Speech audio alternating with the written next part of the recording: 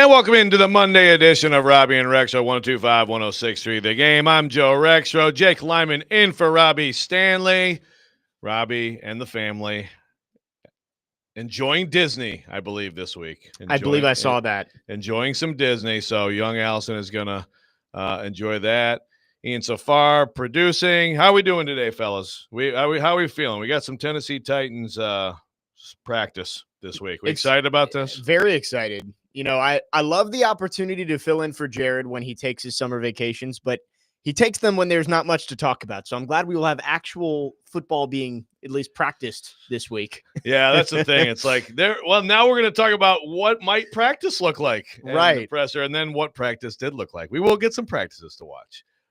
Ian, how you doing? Oh, I'm great. Hope everybody had a fantastic weekend. Ready to see some cleats on the field, as they say, huh? Yeah, get the sweat out there. Yeah, touch grass. Touch grass, everybody. And hear some yelling and some sweating and some cursing and all the fun stuff. Bodily fluids everywhere. Oh, yes. There you go. We're broadcasting from the Busy Bee Plumbing, Heating, Air Conditioning Game Nashville Studios, home of the $99 yearly Beehive membership, where the buzz is always about great service. Hit us up on the game phone and text line driven by WilsonCountyHoney.com, 615-737-1025. So we are going to get into Titans. We got Corey Curtis, as we always do, at 8 a.m. We also have Gentry Estes from the Tennessean coming up at 7. A lot of Titans talk, a little bit of college football talk. I did want a couple things. First of all, Jake, play-by-play announcer for Vanderbilt women's basketball. So I do have a couple questions for you. But also, as much of a golf hater as I am, I mean, we probably should give a nod to Scottie Scheffler for Tally-ho! There you go, for his dominant performance. First of all, like, you know, there's all these milestones he's hit, right? That before 30. I'm watching him right now. I'm like, that dude's like older than me, isn't he? Scottie Scheffler. He does not look 29. He's not like 29 years old. I mean, good for him. He is 29 and he's dominant. But pretty amazing. 1,197 days distance between majors number 1 and 4, right? Which is the exact same distance Tiger had. Okay. The fourth player to win I'm calling it the British Open. The Open. It's the British Open. British Open, U.S. Open, and Masters before 30. The other 3 were Tiger Woods, Jack Nicklaus, Gary Player. Here's a stat that I think is amazing. But it's also amazing if you want to compare him to Tigers. Everybody's trying to do that right now, right? So he's won 10 straight tournaments in which he's led he had a 54-hole lead. 10 straight with a 54-hole lead. I mean, so you're just dominating the tournament. And obviously, if you're dominating a major, that says something. Tiger had 36 straight at one point. 36 straight tournaments in which he had a 54-hole lead. So, you know. Some of the, but you look at everything, and I mean, it's the most, I guess, I don't know. You tell me, it's the most like inevitable feeling golfer, I think, since Tiger Woods. Yeah, and I wasn't following golf. I was a little young when Tiger was as dominant as he was. I remember a little bit towards the end before he had the first fall off, but I didn't even really I like golf. I like watching the majors, but yesterday, my first thought when I woke up was not, I need to turn on the final round, because it kind of already felt over. Like, it felt like Scottie was going to run away with it, and he did. He won by 4 strokes. So it's cool to watch him have this much dominance. It doesn't feel like it's getting as much attention as Tiger, because I think Tiger was just a force. He had a little more showmanship to him, and you know, Scottie's gone out there and basically said, like, golf's great, but it's not the most important thing to me. And it's like, all right, well, it's the most important thing to a lot of these guys on tour, and you're going out there and smoking them every time in these majors. So yeah. It's awesome. I mean, to have 4 majors before he turns 29 or before he turns 30. I was telling you before we came on that I saw something that if he wants to pass Rory McIlroy in general and in all time, which would probably make him a top 10 golfer of all time, all he has to do is win 2 more majors, and one of them has to be whichever one. He hasn't won a U.S. Open or a PGA. I think he hasn't won a PGA championship. Okay, right? so he has to win one of those to get the career Grand Slam, win one more over the next 10 years, and then just win twice a year. and that would basically make him a top 10 golfer of all time before he turns 40, which is crazy, but it just shows you how dominant he's been over the past 5 years. Yeah. So, yeah, I mean, look, I guess going in, it's not like everyone just expected him to do what he did, but it quickly became apparent that he was going to do that. So, I mean, I think it's good for golf to have someone like this. What you need is you need sort of a to me, like, and this is what you didn't have really. I guess with Mickelson a little bit in there, but like I remember Watson. I'm old enough to remember like Tom Watson and Jack Nicklaus. A rivalry is a great thing to have too for the sport if you can have it. I mean, right now, obviously Rory's still great. I mean, there are a lot of great golfers, but does anyone emerge, to be a consistent foil for Scottie Scheffler? How much would that matter? That's a good point. And you do need that rivalry. You mentioned Tiger and Phil, and I think for a while there, it looked like it might be Brooks and Bryson. Yeah. But then Liv obviously gets in there and they both go away from the PGA Tour. But they had that rivalry going, and Brooks was always so dominant in the majors. That's kind of gone away since he went to Liv. And you've had guys who have looked like they were going to be, quote unquote, the next Tiger for years. Like Jordan Spieth was supposed to be that guy too. Scottie is the only guy who's been able to sustain that beyond a couple of years. So we'll see if somebody pops in there.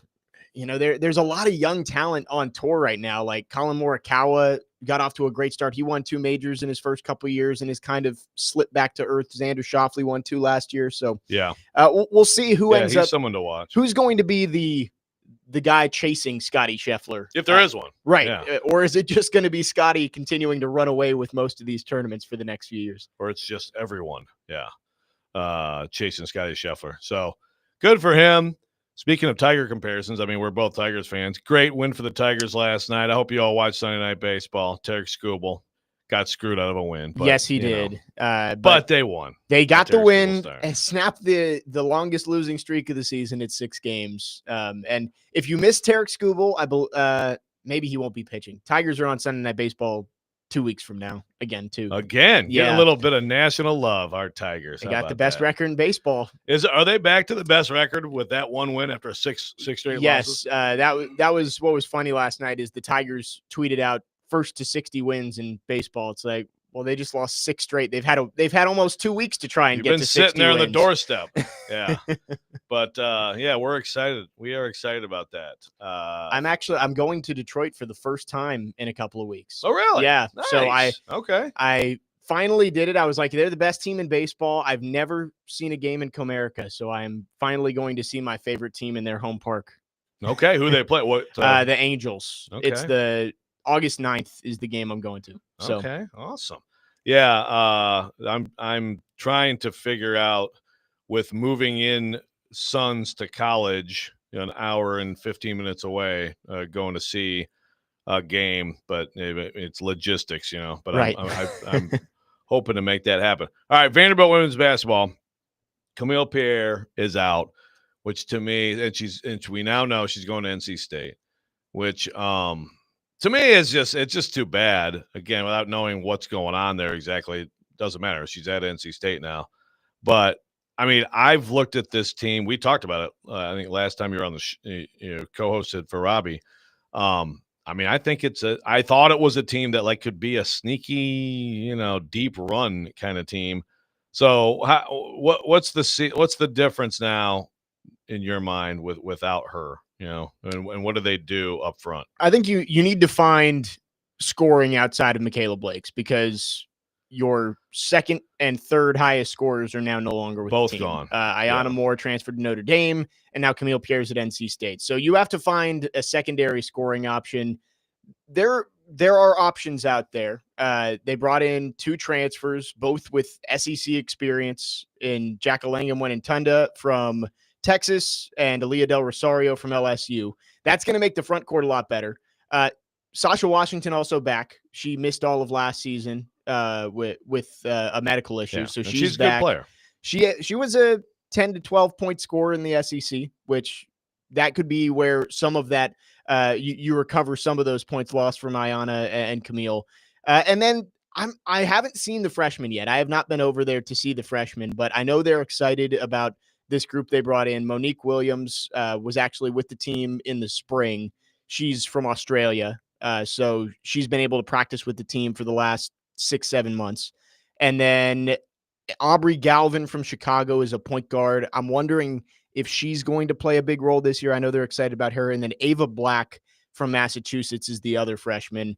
She's kind of a wing, was injured in high school, but I'm not sure how quickly she'll make an impact. But I think there are options out there. You just need somebody to step up that maybe you're not 100% expecting to be a double-digit scorer. You're probably going to need that with the absence of Camille Pierre. Yeah, and again, it's just like, I know this is what college sports is now, but it's, when you think about Moore and Pierre with Blake's and that continuity and what that can, when you can build, when a team can get old together and what that can become, it's just too bad that Right. there are at least options. You got some possibilities, but yeah, just that to me is just a bummer. For what could have been, but hey, who knows? I mean, there are other good players. They certainly, I mean, with Michaela Blake's leading the way, you've got a chance, right? Right. I mean, that's what you hope, is that Michaela, as long as she's there, you can find pieces around her that will be good enough to, as long as she's playing her best basketball, you're going to have a chance. The one player that I'm interested to see that could maybe make the loss of Camille a little bit less is Justine Passat. She was a former McDonald's All-American, started at Tennessee. Her first year at Vandy, she was a starter, and she's a sharpshooter. She's 6'4". Last year, she took a little bit of a step back, but if they can get her to be a consistent player defensively rebound, because her shot is lethal. Right. She can be a 40% shooter from outside, which if she's that's a huge step for Vandy. If you can add that either as a starter or maybe as like your sixth player off the bench. Joy from Bellevue says, Robbie's on vacation. You guys are talking about golf. He'd be so proud. I know. I had to sneak in the golf at the very beginning. He also says to go try Buddy's Pizza.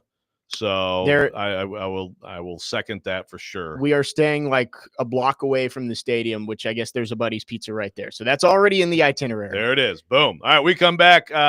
Something that came out, of course, after our show, which most things do on Friday with the SEC. I wanted to touch on Robby and Rexrode 102.5, 106.3 The Game.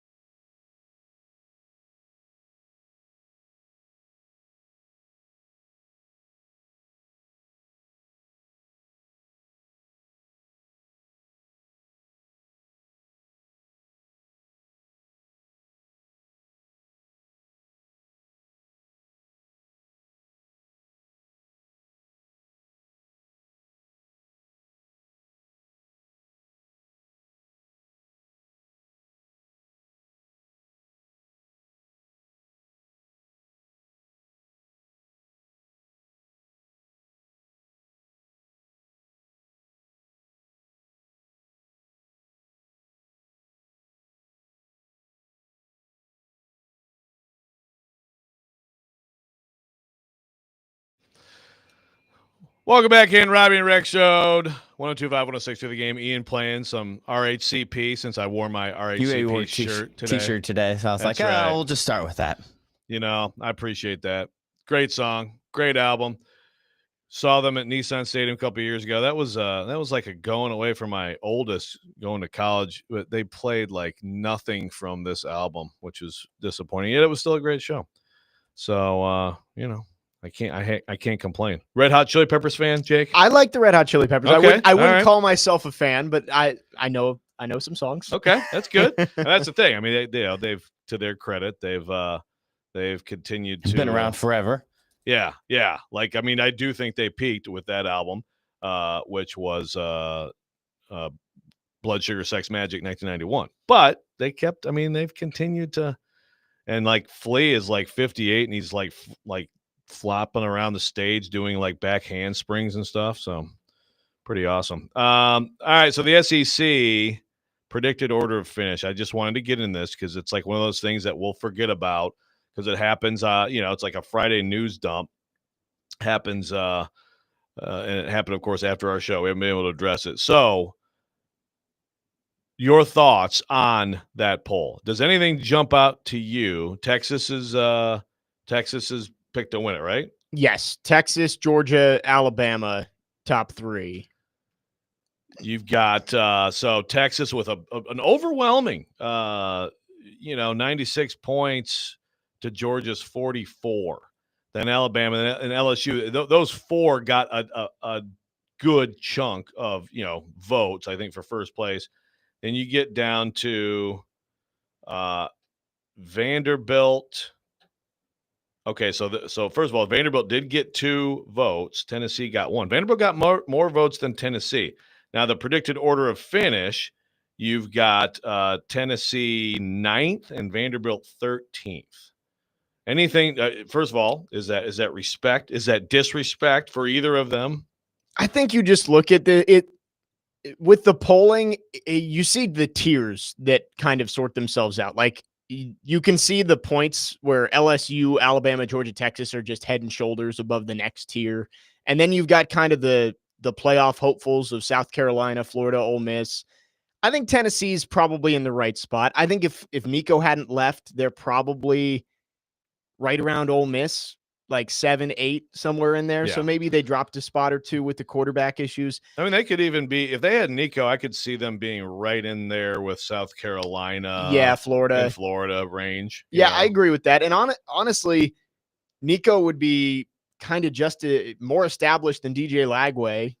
Maybe not quite as, headliney, but yeah, Yeah, the Lagway, it's just like anything. Before Nico played, it was like, oh, watch out. Let's talk about the Heisman. Before Lagway, and he played last year, but before he takes over, it's like this, what could he be? And then sometimes reality just doesn't match up to expectations. Right. In Florida, they've got the toughest schedule in the country this year. So again, I like DJ Lagway, but you do wonder if Florida is maybe a little bit more bark than bite right now. For Vandy, I think 13th is a little bit low, but I think they're in the right tier. I would maybe put them above Auburn and Missouri. Yeah. But that's about it. But that's probably that's probably one tier. Auburn, Missouri, Vanderbilt, Arkansas, Kentucky, Mississippi State. I mean, I know some people would say, well, Mississippi State should be in its own. Yeah, maybe Kentucky tier, and Mississippi State are in their own tier. Last tier. But like Vandy, I think you could make the argument that you should put them above Auburn. Like Jackson Arnold was not good at Oklahoma last year. And, I know this isn't head to head, like it's all polling, but you look at Vandy and Auburn, Diego Pavia has taken Hugh Freeze 3 times now in his career. That is true. And they come to Nashville this year. Missouri is interesting. I don't know a ton about Missouri. I just know that they lost a lot of what made them the college football. They lost a lot of star power. Right. Yeah, they lost a lot of star power from last year. Yeah, absolutely. Again, like the Vanderbilt thing, every year there's someone. I think every year there's like somebody who votes Vanderbilt first, right? It's like a joke. I think 4 straight years they've had at least one first place vote. But like this, and again, I don't think that they should have a first place vote, but they have 2 this year. So does that mean one's serious and one is just like the same person who does it every year? I don't know. Or maybe he's recruiting more people to join him. Yeah, maybe. But I mean, Vanderbilt having 2 first place votes, I don't know why Oklahoma would have 3. I don't know why Florida would have 2. And Tennessee, Auburn, they have a vote. I mean, it's, like if you're really being serious here, I mean, to me, there's 5 teams that I would consider for a first place vote. It's the 4 that got most of them: Texas, Georgia, Bama, LSU. And then to me, it would be South Carolina, just because Lenora Sellers it could be that guy who, and they have some tremendous players. Obviously they've got some great players on defense too. They got Dylan Stewart coming back and all that stuff. But like, I feel like any other first place vote is somewhat unserious. Yeah, I'm with you. I think you look at Texas, Georgia, Alabama, LSU. Those are the 4 teams that are legitimate SEC championship, national championship contenders. And then if you wanted to pick a dark horse, it's probably South Carolina. Just because South Carolina, the way they finished the year last year, and you do have the quarterback who everybody's talking about. I mean, Lenore Sellers first team all SEC in the preseason. So I wouldn't hate a vote for South Carolina, and they got 5 first place votes, which it's not a crazy amount. But outside of that, it really is those 4. I mean, basically, you expect some homer from like SEC media is homerific. Okay, there's some serious homer. So like it's like the guy who's covered Oklahoma for 48 years who votes for Oklahoma. Like you expect a little bit of that, but it's spread quite a bit, spread around there with first place votes. You mentioned the player voting, Lenora Sellers. Vanderbilt does have Eli Stowers as the first team tight end. And I'm trying to see if Pavia got any love. Did he get 13? He did not. So I will give the SEC writers credit for Arch Manning being a third team vote. Nussmeier, LSU. I mean, I think that's what it should be. I think Sellers and Nussmeier, it should be one of those 2 as the first team quarterback. And then, yeah, I mean, I guess it's Arch should be the guy, right? Arch should be the except I think Pavia. I mean, I would give it to Pavia. I would give it to Pavia because of his performance. I understand, like we're not doing like NFL prospect voting, right? We're doing like this is player. What they expect is going to happen this year. Yeah, and that's fine. I mean, like some people would be like, "Are you kidding me that you don't think Arch Manning should be in the top 3 in the SEC?" But I think I'd give it to Pavia. I agree. If you're going off of previous accomplishments, I would probably say Pavia should be up there. I mean, people don't give Pavia enough credit for what he did last year. I mean, he only turned the ball over 4 or 5 times the entire season, and down the stretch, he was not healthy. And he said as much on Monday last week. So I like Pavia, but I also understand if the practice is to ask these writers what they think is going to happen. Like, who do you think are going to be the top 3 quarterbacks in the league this year? I understand why Arch Manning got that vote. Other Vanderbilt, Tennessee, Jamal McCoy is a first-team corner.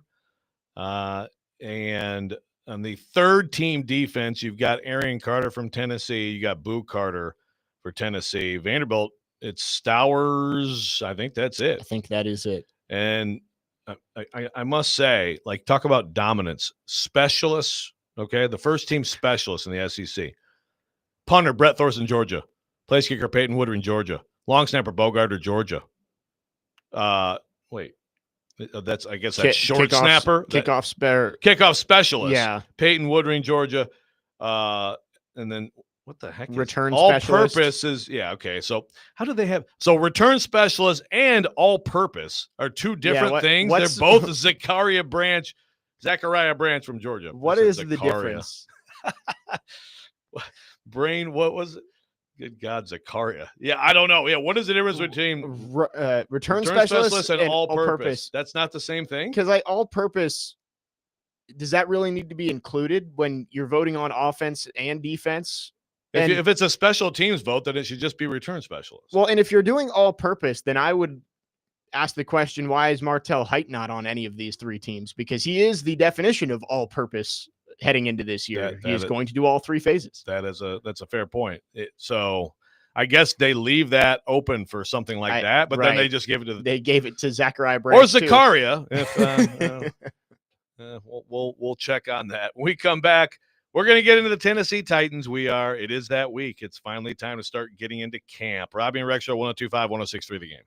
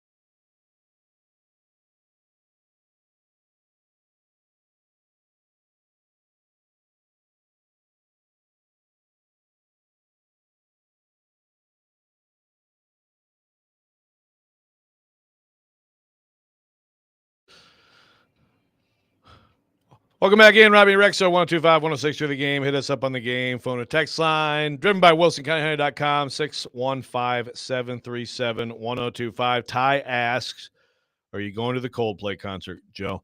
Well, I looked at tickets yesterday, and for a pair at a one of those sites, secondary market sites, $383 a piece. They're expensive. I mean, and now what is it? Is it even more? Is it even more enhanced because people want to see if someone will have a viral moment? Like every single baseball stadium in the country has had like a play on the Coldplay viral moment. Yeah, I mean it really is. Let me just say, man, I was talking to some friends this weekend. It's like, do anything else there. Like just continue to cuddle. No one will ever know. I mean, and maybe someone in the stadium sees it and it gets back to your wife. But do anything else there. Pretend whatever. Do anything but what you did, which is act like you were being bombed. And you don't have this. I mean, gotta play it cool. My kind God. of. That's what me and D-May said last week. Was there were so many bad decisions that led to that moment, but the last one was just act normal. Right. Yes, there could be a neighbor in the stands who sees you, but is that worse than the entire world seeing you and you being on replay on social media for the next week?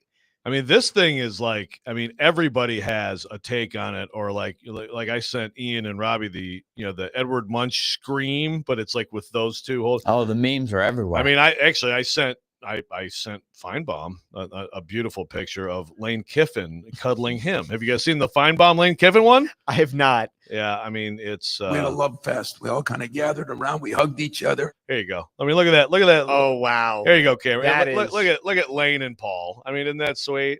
Like Paul with look at those. Paul, you can tell Paul's been in the gym with those arms. Yeah. So everybody is clowning this whole thing. Actually, is it Coach 30? You know what I'm talking about? Is it Brendan Clinton? You know what I'm talking about? I don't think so. No. Oh, you guys have got to know this guy. All right, I'm going to make sure that I may have missed. It's the guy who during football season he like when Bama beat Tennessee. It's like he's like the coach who's yelling at the guys for screwing up.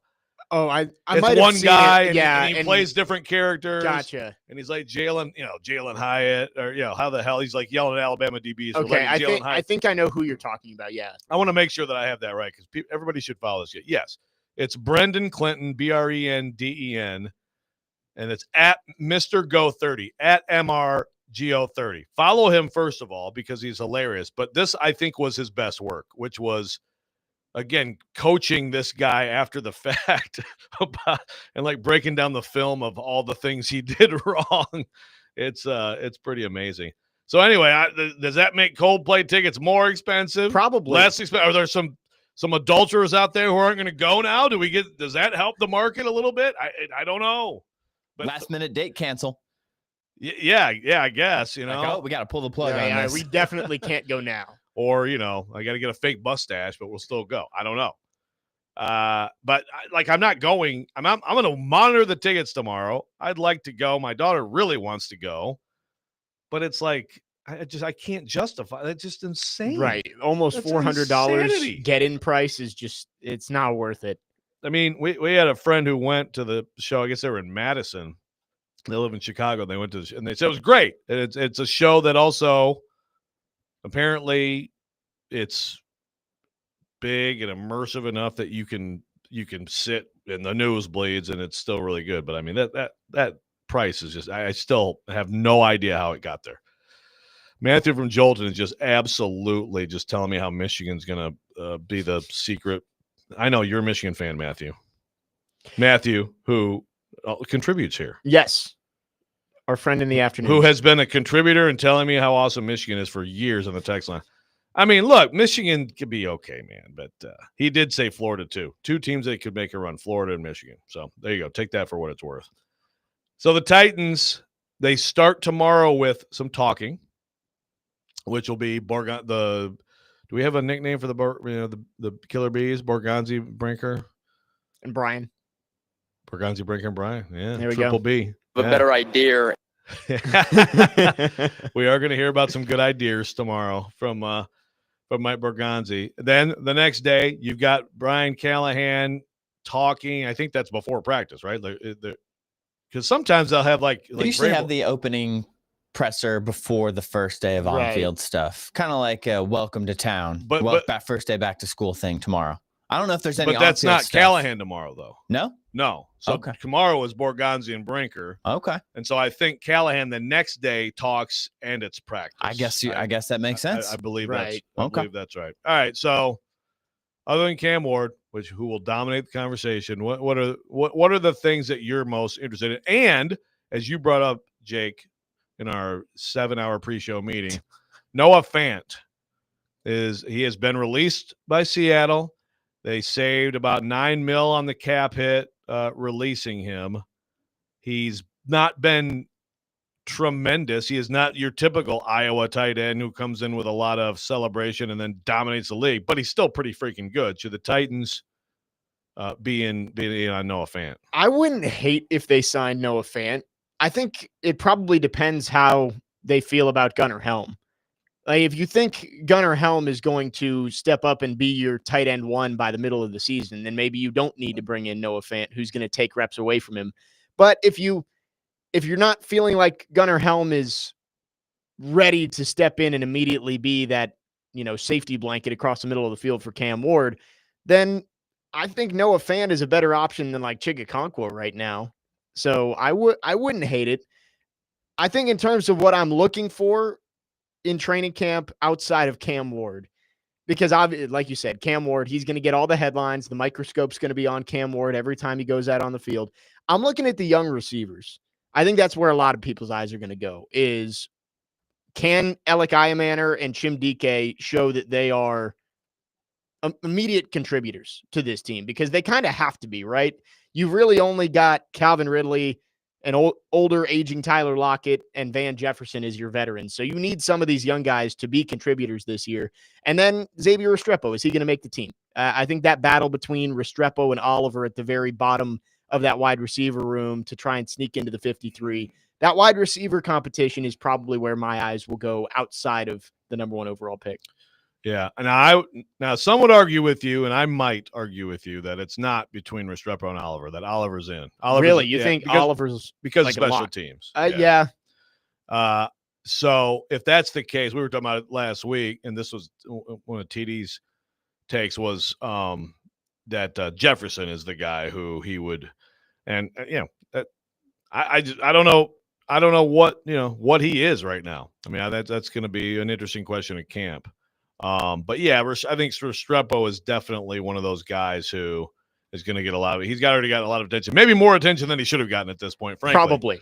Probably. But I also, if you watch him play in college football, and the whole Cam Ward relationship thing probably gets a little overrated, but I think he's a good player. I mean, he was an All-American last year. Like that does count for something, is that he was very productive last year, but I agree. He probably is getting more attention than he should. He's out there running routes against Tyreek Hill and Chad Ochocinco in his offseason time, which most undrafted rookies I don't think end up doing.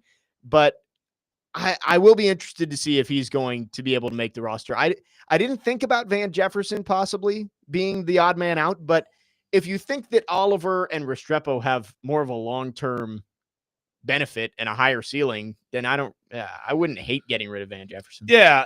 Again, it's like if it is true that Oliver ends up being essential, a core guy on special teams. And look, I mean, he is a guy who can make some plays. I think at receiver has definitely showed some promise there. Jefferson it's one of those, and maybe it's because they've just had so many guys. I remember Robert Woods came in and it was like, oh man, that's going to be a big deal. And it wasn't at all. They just had so many receivers who have come in and just for whatever reason, it's like, actually they have less in the tank than you thought they did when they signed up to come to the Titans.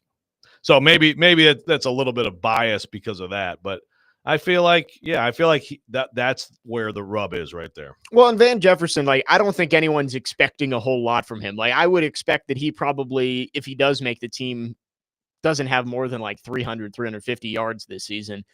But that is a room without a whole lot of veteran leadership. Like you got Sure. Ridley and Lockett, and then a bunch of guys in their first or second year in the league. So if you wanted to keep some of that veteran leadership in the room, Jefferson's the guy. But I also understand the idea of, what Van Jefferson is. You don't know what a Xavier Restrepo or a Bryce Oliver could become. Yeah, and I do think Lockett I think he will be a guy who will Right. play a lot and will bring that leadership for sure. All right, we come back. I'm looking for some Titans hot takes.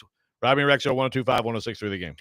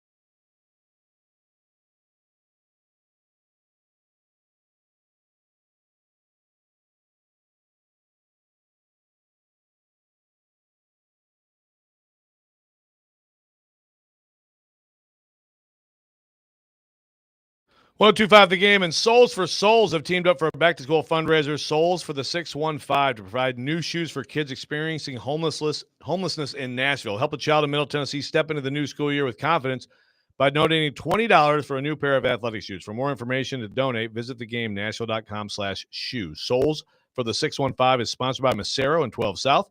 Go check them out for handcrafted cocktails, bold plates, great happy hour, and elevated hospitality. Welcome back in, Robby and Rexrode. 102-5-1063, The Game. Jake Lyman in for Robby Stanley. The Stanleys enjoying Disney. I hope that, my goodness, I hope it's not 115 degrees down there. I mean, but it might be. Probably not much better than here. So either way, you're in trouble. Yeah. But, it's a small world. You get a little break. You get in little teacups. Yeah, a little shade, a little water. Yeah, exactly. Yeah. Go meet the princesses, all that stuff. You arrange those. Yeah, you arrange the meetings. For certain times. It's all a big deal there at Disney. All right, we're talking about the Titans. So I'm looking for. It doesn't have to. It could be a roster hot take. That's fine, but it doesn't necessarily have to be. It could be anything. Before I get to that, though, Adam Vingan tells us that this is the Gonzi scheme. That I've heard that on their show. It's pretty good. The Gonzi scheme. I like it. Is the name for the brain trust.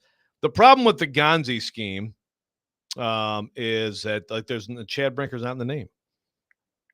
Yeah, Adam says he's part of the scheme, but I don't know. It doesn't feel all encompassing. Yeah, this does not seem like a collaboration, Adam. So that's my only problem with it. But I do like it. I like the Borgonzi to make it into the Gonzi scheme. I definitely like that. It doesn't sound very, I guess, appealing or optimistic for the Titans. If you're calling it if they are we still calling it the Gonzi scheme? If they maybe we are. They go to the Super Bowl. The Gonzi scheme worked. This was a good Gonzi scheme. But it kind of feels like everybody's getting. Are you saying, Adam, that everybody's getting screwed over here? Yes, everybody's getting fooled. Scammed. The Wolf. I think some Titans fans probably feel that way actually at this point. So we'll see. But Mike Borgonzi did just start, so gotta give the guy a little bit of time. All right, give me your hot take, Jake Lyman, on the Tennessee Titans roster, camp. I'll go stadium. I'll go 53-man roster. I think this is a pretty hot take. I'm going to go to the tight end room. I'm going to say Josh Wiley doesn't make the 53. You and Robby both hate Josh Wiley. My goodness. You got Chig. Helm's going to make the roster. And I think they really like David Martin Robinson. And I think they really like Thomas Odukoya too. It's like Wiley at this point, he doesn't do a ton on special teams. And if you have guys who are going to play on offense ahead of him, I don't really know if there is much reason to keep him. Okay. Look, Robby said he specifically said Thomas Odukoya on Friday with the same idea. So it's like, okay, well, and now Odukoya, that's the thing I always get. It's like they have the exception because of the international player thing, but does that ever run out, or can they just keep on doing it year after year? I think there's a limitation to it. It's obviously multi-year, but look, he also at some point could be a guy that they, who ends up ahead of. So, and like you said, Martin Robinson, a year ago, he was the camp darling last year. He was one of the camp, if not he was one of them for sure. So, okay. I think he'll make the team, but if you guys get this, I'm going to be awfully impressed. Ian, have you given us a hot take? I need one from you. No, I haven't given one yet. As far as roster goes, it's tricky because the roster stinks. And so it's kind of hard to find maybe somebody, who could be like a veteran who might not make it given the situation, I don't think they'll make a move, but I do wonder about Amani Hooker just because he makes a lot of money and the safety position. I know they find him key, but I don't know. Something smells a little bit fishy about. You're cutting Amani Hooker now? That's a hot take. I don't think I'm cutting him, but something smells a little bit weird there to me for some reason. And then, of course, Traylon Burks. It happens fast. There's no doubt about that. Yeah, Traylon Burks, he's not going to make the team, right? Unless he just completely lights up training camp. I think the hot take would be that he makes it. Right, yeah. That's the hot take. So at this point, that's pretty much expected. And as far as like roster and position groups, they don't really have a lot of depth in places that might, need to cut somebody. And Yeah, I guess it's fine. It's hard to find heat in such a on the roster. It's roster. hard to find one, right? Like inside heat in the desert. Inside linebacker is probably the position with the most competition, but anybody could go from starting to off the team. Like it's all you spread expect out. Cody Barton to start, right? Barton's your top guy, and then like 2 through 6 are all kind of jumbled together. You have no clue really who's gonna stand out there. Yeah, I think we determined that was the weakest position group last week. So, which is saying something. I mean, take your pick between all those guys, right? Right. So Gray, Williams, I don't know, Otis maybe Reese, Chance Campbell. Maybe they run into a kicker situation. Joey Sly? Yeah. Don't come after my hokey like that. So, I'm struggling for a hot take. Unless we find a good hot take. Maybe we could go opposite and find a positive hot take. No one said you had to be negative. I mean, Now I do have some hot takes on the text line driven by WillsACounty.com, including Cam. This is not roster, but Cam saying Ridley leading the AFC South receiver yards and Pro Bowler. That is smoking hot. Ethan from Lawrenceburg has Draymond Jones getting 10 sacks. That's pretty hot. That seems high. But, I mean, that's the thing. They're going to need some stuff like that to happen for them to be a lot more competitive than we think they're going to be. Yeah, I mean, if Draymond Jones gets 10 sacks, the defense might actually be half decent. Yeah, I could see him getting 10 sacks, the defense still not being decent, but that would be a pretty stunning. I mean, they would certainly take it. Positive wise, I do think there's some potential inside for Simmons and Sweat this year. Yeah. Sure. As far as I don't know, maybe I could see a big jump from Sweat this season. They need it badly. They need it badly. We did hot takes on Friday, and D-Mace's was 15 sacks combined between Simmons and Sweat. Okay. See, I like that. Yeah. For some reason, I think they could be kind of good this year. And I think that's kind of what they're planning on. I would think, given the lack of move at edge. But maybe there was just not a lot of options. Good point. But I think they were kind of planning or hoping that those guys are going to be able to pick up some of the slack. Yeah. Well, they need that. They need that pairing to make it easier on other people. I think make other people better because they are such a problem. So 15 sacks would be good. I mean, to me, they can be impactful. That might be their best position group. Yeah. Interior defensive line. When you combine Sweat, Simmons, Sebastian Joseph Day, Coburn, they got some depth and they got some guys who have done it before. Yeah, it's not exactly a high bar, but I think that is probably their best position group. Yeah. I think it's that. I think I had that. Or corners. Again, if Snead is legit, we can throw corner in there. Is Snead actually going to? If you, I mean, you have to assume, I guess, health and availability, and not suspension, and not a suspension. Then the Titans then take advantage of getting rid of him and saving themselves money. If that's the case, corner could be good. Do we know where Lorenzo Carter is going to play mostly as far as position goes? Is he going to be an outside edge guy? Is he more of an inside guy? I don't really know. I think he's outside, but he had a donut of sacks last year with the Falcons. So could he be like a cut candidate, even though they brought him in? Yeah. I think you sign him to a 1-year deal free agency, but he's no guarantee he's going to make the team, right? Like him or Jalen Harrell are probably battling for the last couple spots in the pass rush group. Yep, I would agree. And I don't think. I mean, Lorenzo Carter at 29 years old seems like it's going the wrong way on him. So that to me, it's like, and Harrell got a little bit. Matthew Jolton, Michigan guy. Do we need to get excited? Harrell was. I mean, he was kind of training camp darling. He was kind of a training camp darling, and it's like, okay, but to me, I'd rather keep going down that road. If there is something there, right? Then Lorenzo Carter, who, if he is going to get better, it's not going to last for very long. Exactly. All right, we come back. We will be talking some Titans and maybe a few other things with Gentry Estes from the Tennessean. Robby and Rexrode, 102.5, 106.3 The Game.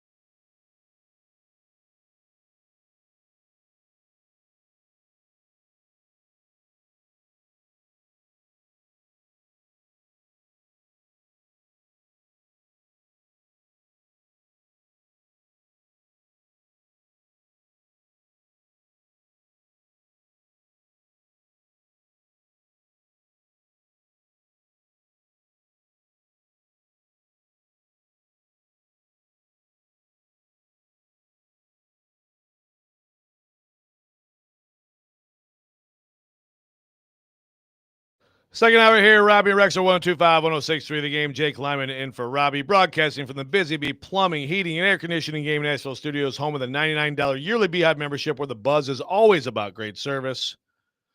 And we're very happy to welcome in our next guest, Gentry Estes, sports columnist from the Tennessean. I know that Gentry wants to talk golf. We're not going to talk golf today. We did talk golf, though, Gentry. I just want you to know, if you weren't listening at 6:04 a.m., we actually did talk about Scottie Scheffler a bit. But we are going to talk a little Tennessee Titans. So is this an exciting week, Gentry? Like, is it exciting for you that there are some football practices coming, or are we like, because we've been in such a sports drought, are we overestimating what this means? I don't know if exciting is the right word. And by the way, I'm proud of you for talking golf. I will go back and find that. Yeah, we had some fun. We compared him to Tiger. Here's what I'm excited about, and it kind of goes for both of the city's pro sports teams. You're just ready for a new season, just to change the narrative. It's been a really long off season. I can imagine for you guys having to talk about this every day. I mean, these teams were so bad last year that it's certainly, for the Titans' perspective, there's going to be nowhere to go but up. I mean, at some point, it's going to be good to be talking about something else other than just how bad it was last year. I think drafting Cam Ward was a big step in that direction. So, I guess we're excited you got to kind of be excited to see what happens with that. So, by the way, I'm with you. Two just brutal situations right now with the NHL and NFL teams. There is an MLS team that is kicking some butt with some major star power. How do you assess, now that they've been here a few years? I know you're a soccer guy, so like you love the sport, you write about the sport. How much is that moving the needle right now in Nashville? Pause. Maybe a little more that they're doing well. I think it would. The challenge, usually there is a bit more of a following for that team this time of year. The challenge they're going to face is, okay, they're positioning themselves to maybe win a championship this year. Right now, they're near the top of Major League Soccer. If you finish with the best record in the league, they call that the Supporters Shield. That's one trophy. And then you go to the playoffs, which is like most American sports. You win that, and that's the MLS Cup. When you finish atop the standings, you're able to host games in that tournament. So I think it could be a big deal if Nashville's in a position to be hosting, let's say, the MLS Cup. Problem with that is those playoffs, and this is a big problem I have with Major League Soccer, which I have always felt needed to go to a more traditional soccer schedule where these championships are in May, where they can get more attention. These things run right up against football season. It's in October. They run up against the start of the NHL season. And it's going to be very difficult, I think, to get as much attention as it possibly could if Nashville SC is having to play these games opposite college football and things like that. That, to me, is probably going to be a cap on the level of interest. That said, if you are playing for the championship, if you're playing for MLS Cup, I do think the city's going to pay attention. There's been, I wouldn't say the interest has been there consistently for Nashville SC over the last few years, but they have had some pretty notable moments. The opening of the new stadium was a moment. Lionel Messi coming in for the League's Cup final was a moment. So I think this could be another moment. The difference here is the team's really good. And the team, they have successfully gone through a reset, which the Titans and Preds haven't. Nashville SC wasn't that good last year. They went through a coaching change. They were they were one of the older rosters in the league.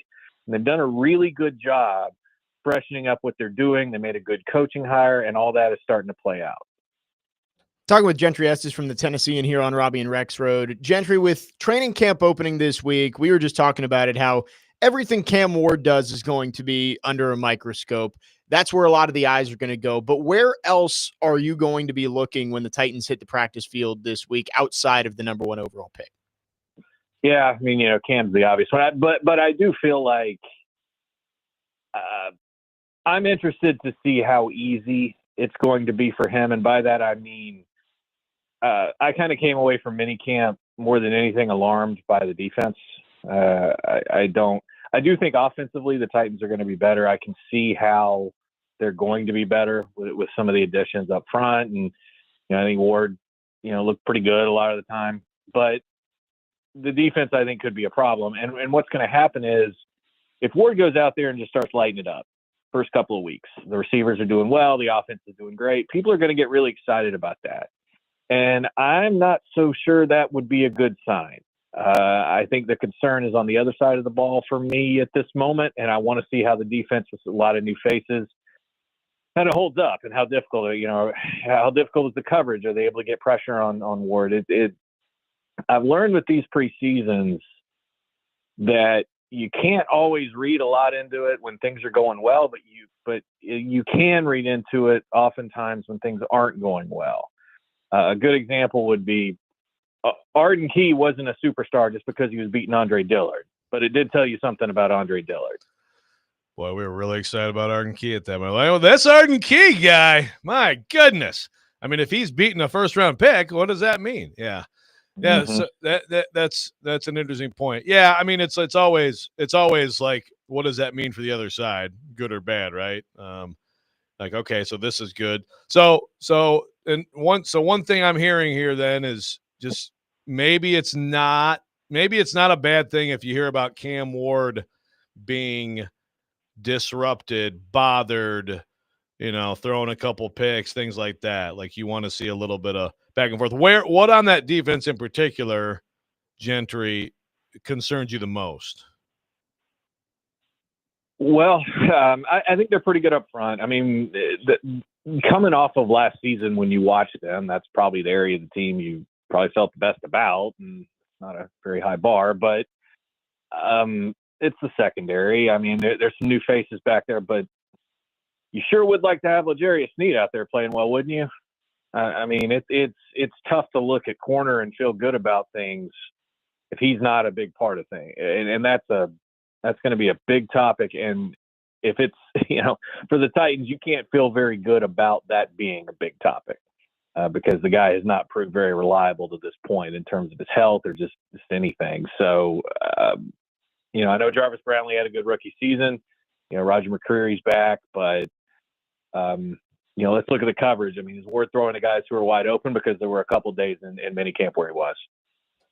You mentioned the additions up front on the offensive side, Gentry. The offensive line, if it's not good this year, it's not for a lack of investment when you look at what they've put into that group. How much better do you think this offensive line can be from what's been a pretty abysmal group the last 3 years? Yeah, I say it's not going to be any worse. I went through the painstaking ordeal here in the last month or so of going back and rewatching Titans games from last season. I don't recommend that, by the way, for anybody who would think about trying to go do that. And it was stunning to me how often the right tackle just killed them, just killed what they were trying to do. And I mean, they couldn't get any momentum going on offensive drives without a false start or a holding penalty or a sack. And the left tackle wasn't good. I mean, Latham had a ways to go. He looked like a rookie too often, but the right tackle was just an absolute killer. And if they have two good tackles out there, that's going to be a huge step. I think that the two things that absolutely just destroyed that team and didn't give them any chance to be successful oftentimes were that right tackle spot and then special teams. They couldn't cover kicks all year. It was every game. And if you're better on special teams and you actually have a tackle that can protect and not false start every other possession, that'll be a good step. Well, bless your heart for watching all that, Gentry. This was not in Jared's film room, right? It would have made it extra strenuous to have to watch it with Stilly screaming at the screen. Oh my goodness.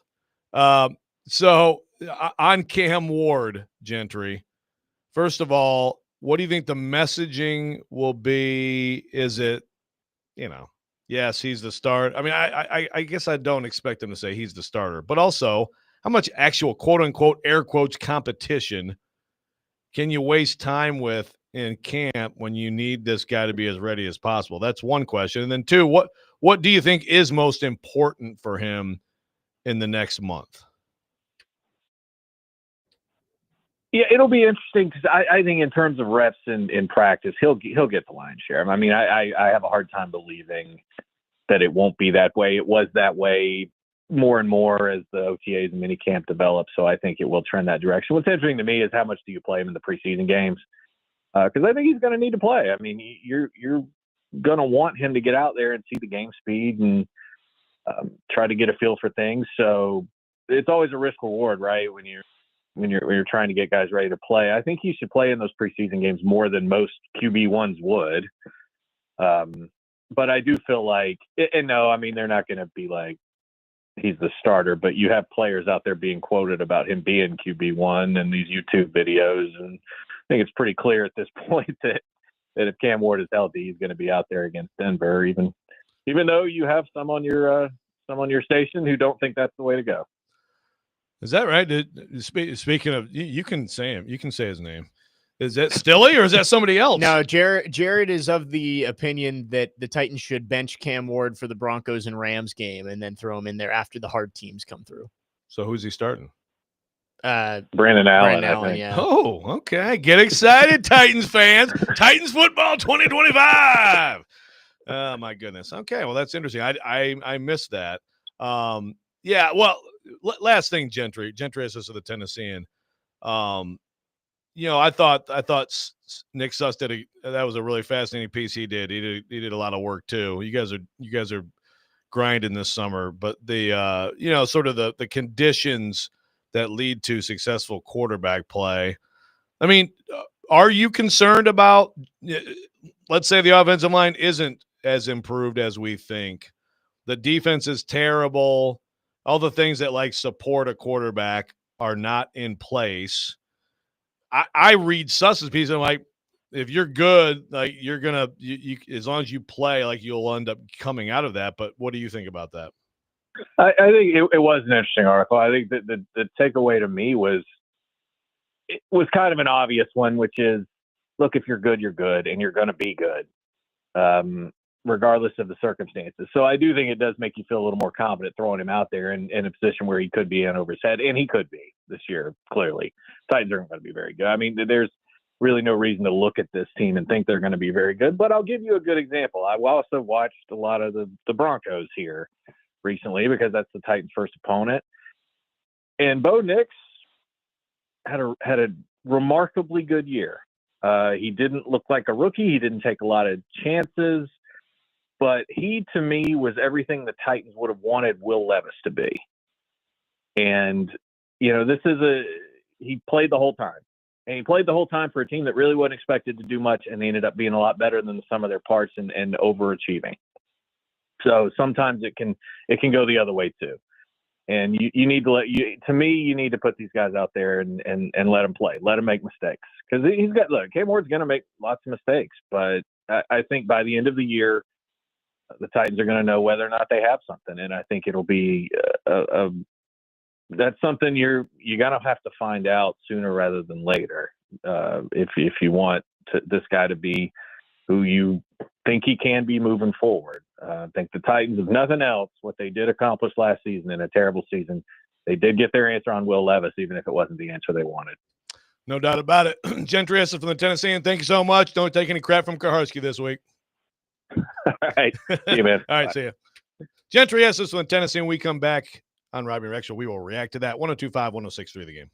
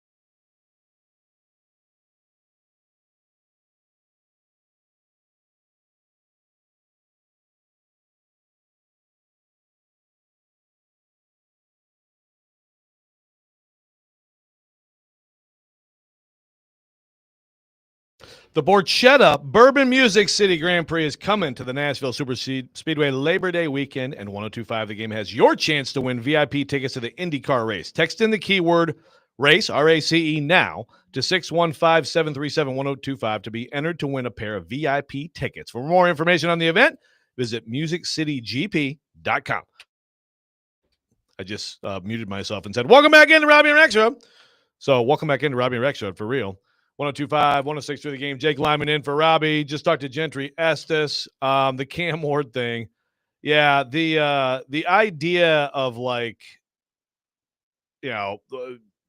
sit back a little bit and then we'll play. Think about that from Cam Ward's perspective. It's like you got drafted number 1 overall, and look, we know that some quarterbacks have had the benefit of sitting. We know that Patrick Mahomes, who went 10th overall, sat a year.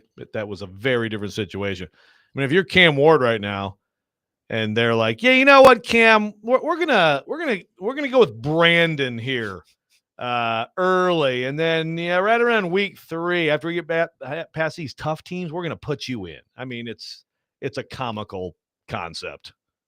The only way it makes any sense at all, if he comes out in the next few weeks and he's bad, right? And it's just like, yeah, okay, he's not. It's not clicking. He's not seeing it. He's okay. Maybe we need to huddle up and talk about it again. But if things are going to continue the way they have done in the spring, he's clearly going to be the starting quarterback. Right. The only way it would make sense to have Cam Ward not be your week 1 starter is if he just looks lost in training camp in the preseason. Obviously there are situations where you should sit the quarterback you take early. Like, I think the Colts for sure ruined Anthony Richardson by throwing him into the fire. Well, I don't think they helped him. I don't know that he wouldn't have been good anyway. Yeah, I don't know that his accuracy was ever going to be good or ever will be good. But yeah, I don't think that they made the right choice. He had played 12 college football games and they decided to throw him into the fire. Cam Ward has played over 50 college football games. Yes. It's like he doesn't need to sit. I think the best thing for him is to go play. And even if the results aren't great right off the bat, I think the best thing for him is facing a guy like Patrick Surtain in week 1 in that Broncos defense. And maybe you make a few mistakes, but every rep you get is going to help you learn moving forward. I've never understood the idea of sitting him again, unless everybody watching training camp is like, all right, this guy's not ready. Yeah. If he screams, sit me, then that's one thing, but don't sit him for the sake of sitting him. Right. We know. I mean, Brandon Allen is a QB2 if being kind. He is not one of the better QB2s in the NFL. And Will Levis had his chance last year and has some talent, but again, like if to me, like I don't understand what the benefit would be at all. Again, other than just trying to quote unquote protect him, but. Again, I think the Nick Suss, and I don't know if you read the Nick Suss story, but he did a good job. He went through all the Super Bowl era first round picks and different conditions, and everyone would love to have the Mahomes story, or even like what the Packers have been able to do with both Aaron Rodgers and Jordan Love. Although that's extreme, like multiple years. But there's so many examples of quarterbacks who have terrible starts of their careers, picks galore, losses galore, and if they're good enough, they get through it. And I think Cam Ward's going to throw picks this year. I think he's going to lose more games than he wins this year. But if he's the guy they think he is, then that will still emerge. I just like the idea of, I can hear like the David Carr thing. You get sacked 76 times as a rookie. Is that ruining you? I mean, I could buy that. But again, I also saw like Matthew Stafford is a great example of the Lions. Terrible situation, hurt.